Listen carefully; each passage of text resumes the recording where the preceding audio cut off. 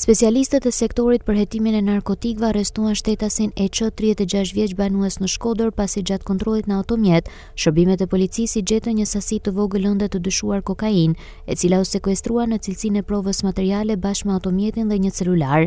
Specialistët e sektorit qarkullimit rrugor arrestuan shtetasin KSH 35 vjeç banues në fshatin Fark, pasi automjeti që drejtonte në gjendje të dehur është përplasur me automjetin me drejtues shtetasin JM. Gjithashtu specialistët e sektorit qarkullimit rrugor referuan materialet në prokurori, ku filloi procedimi në gjendje të lirë për shtetasin MB 37 vjeçe, banuese në fshatin Oblik pasi dje në segmentin rrugor Shkodër-Muriçan. Automjeti që drejtonte është përplasur me motomjetin me drejtues shtetasin XM. Gjithashtu është proceduar shtetasi AL 34 vjeç banues në fshatin Dobre dhe TC 60 vjeç banues në fshatin Pjetërshan, pasi u kapën duke drejtuar automjetin në gjendje të dehur.